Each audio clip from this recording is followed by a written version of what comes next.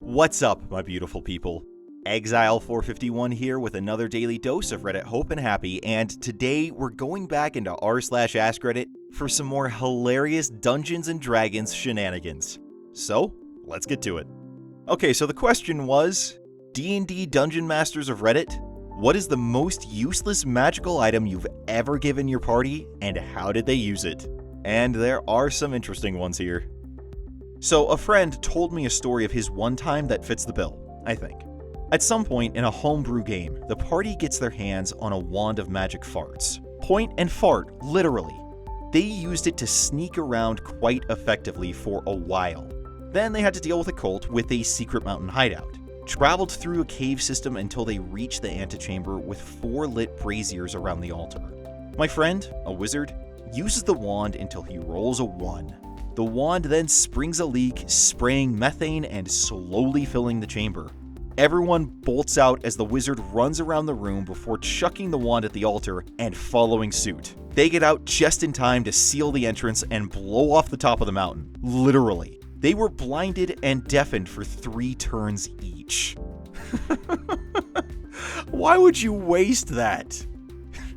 I mean, obviously, a good, valid use of a nonsensical gag item, but my goodness, the fun you could have with a wand of magic farts. Oh my gosh.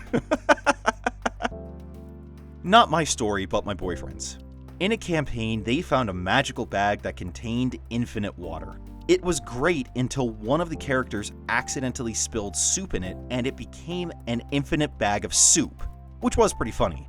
During one session, the DM noted that they didn't close the bag of infinite soup before heading out on a quest. So when they got back, the bag had opened the infinite soup dimension and flooded the walled-in city where they left it.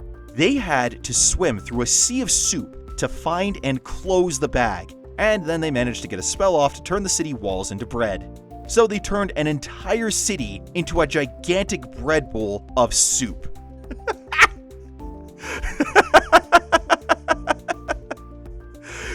This just seems like one of those games where you could just be so nitpicky on one small thing that just screws everything up.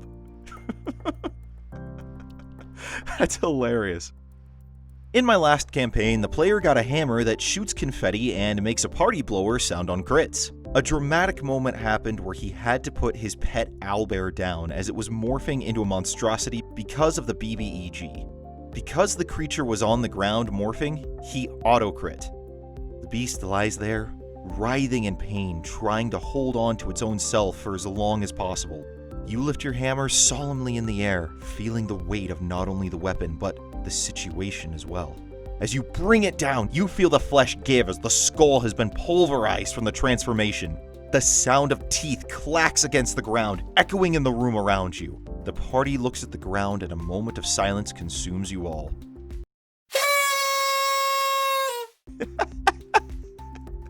Oh, I feel bad. I feel bad laughing at that to a degree, but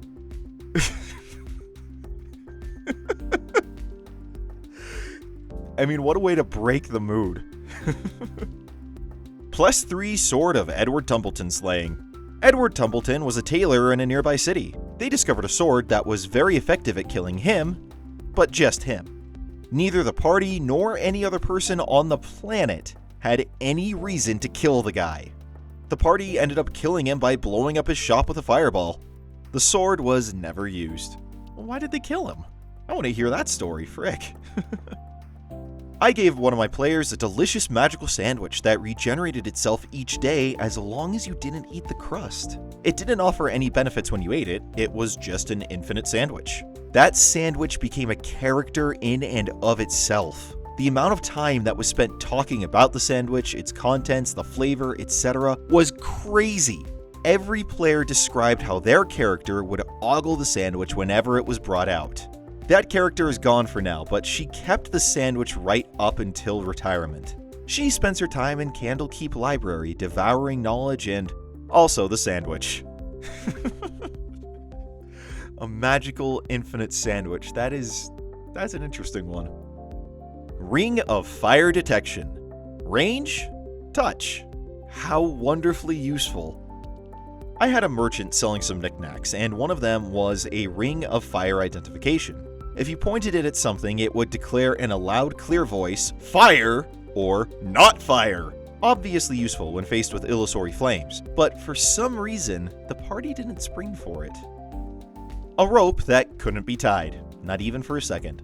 They were facing a dragon who loved puzzles and eating non-dragons. They gave him the rope and made the deal that if the dragon couldn't make a knot within an hour, then the dragon would need to let them pass through.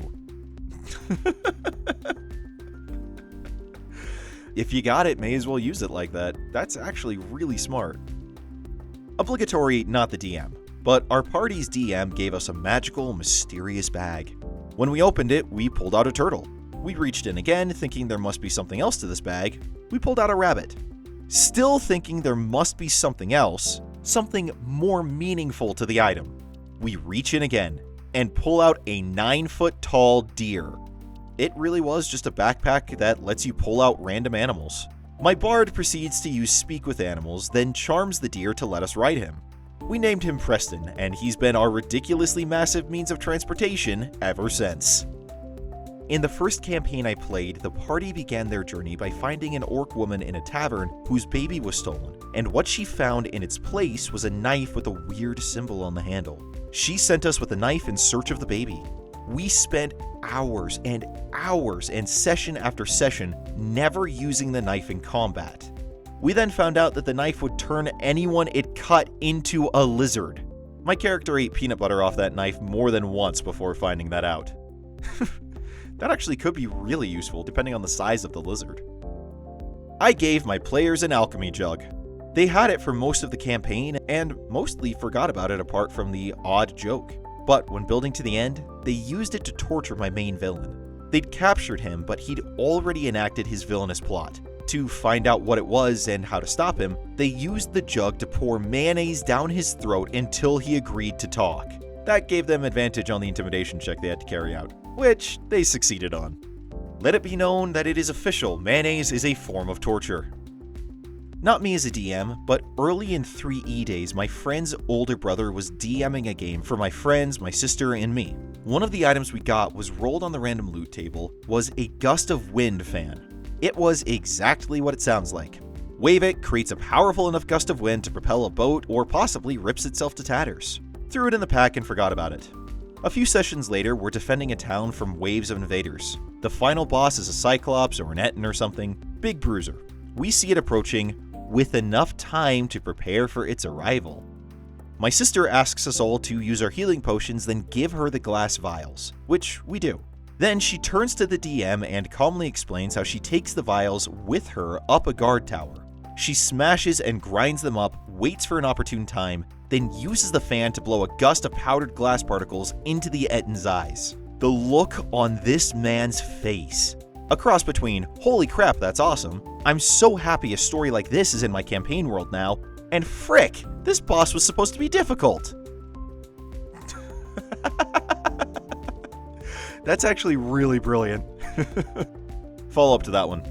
My teammate and I got stuck in a rock that was actually a portal to another dimension with a huge monster. The DM's fiancé used his shotgun to shatter the rock, releasing me and my teammate and destroying the portal in the process. Out of spite, the DM never told us what we were actually going to fight. Not while I was DMing, but my favorite useless magic item to this day is the Boots of Quickstep. Once per turn, you may click your heels as an action, to gain an action. It resulted in my character beginning each of his turns clicking his heels. It was marvelous. Once gave my party a magic spoon. It emitted a terrible aura of dark illusion magic, and merely holding it filled players with a sense of dread from its sheer chaotic energy. Its in-game abilities? It worked like a fork instead of a spoon. So what, you'd like try to eat soup and stuff would just drain out in the middle of it? My party has been carrying around a Wanda of Disguise Elf they found in a magic store bargain bin for over a year and hasn't used it yet. Except that's not actually what it is, hence why it was in the bargain bin. It's actually a Wanda of Disguise Elf, which once a day can summon an incorporeal elven servant to carry out a simple task for you. I was so happy with myself for coming up with that one, and so sad they've never even tried to use it. So the pun goes unheard forever. Well, no true genius is ever really appreciated in their own time. A Ring of Invisibility. Except by reading the fine print, you understand that the ring itself turns invisible when you put it on, and nothing else. They eventually sold it as a novelty to a traveling merchant. One of my one-shot campaigns had all players at 8th level, so I wanted to give them magical items, but not too OP. So one of my monk players wanted a decanter of endless water, so I changed it to a homebrew version, where it didn't do the stream, fountain, or geyser things, but instead, it would pour endless amounts of alcoholic beverages. He could make the decanter fill with mojitos, or margaritas, or a Heineken, whatever, but only to get drunk. I thought it was harmless and fine, until I realized he selected the way of the drunken master and got drunk on command anywhere and everywhere. It was quite fun. I'm writing a new one-shot, and I might take some ideas from this post too.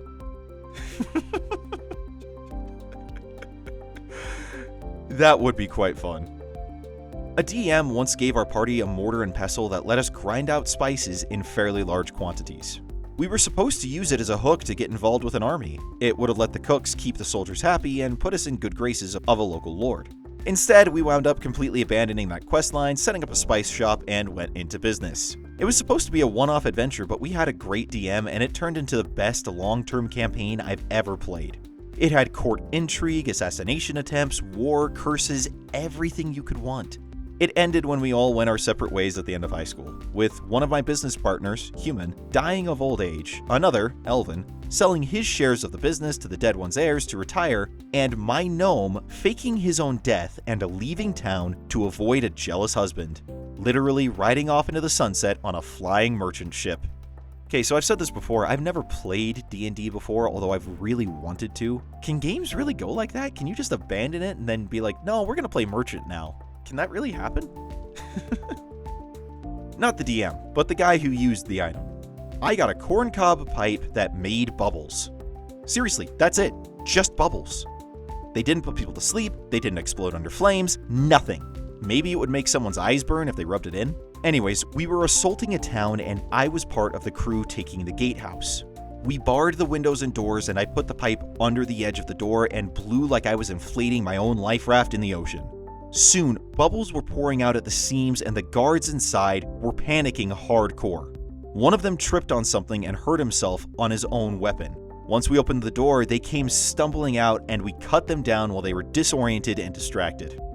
Shortly thereafter, I traded the stupid pipe for various types of arrows at a Fletcher. I had that dang pipe for a long time and only used it that once. I could actually see a number of different scenarios where you could use that, although it really depends on how big the bubbles could get, on what kind of rules we're playing with there. The Quill of Penmanship and Literacy allowed any creature to write their thoughts down in perfectly legible common. A rogue in the party was obsessed with capturing different creatures and monsters to learn their thoughts, only to find out that most animals just wrote onomatopoeia versions of normal animal sounds like rawr or quack. The party was sick of it, and in a later adventure agreed to trade the quill to a half-orc bodyguard in exchange for information to ambush one of the campaign's villains. The half-orc would become a Thomas Paine-like thought leader, and his first 2 books were dedicated to the party. So it's almost like you're trying to have a conversation with a Pokemon, except instead of just constantly saying their name, they're just saying their sound. My DM gave my character a glove that, when the word bravo is said, it emits the sound of applause. My friend's character used it to intentionally blow our cover infiltrating an enemy stronghold because he wanted to fight something. Our GM gave to us an item which was the head of an ancient goblin king. This severed head had the power to give good advice to us, but they were completely unrelated to the question. What should we do to kill the dragon? Remember to wash your hand after using the bathroom.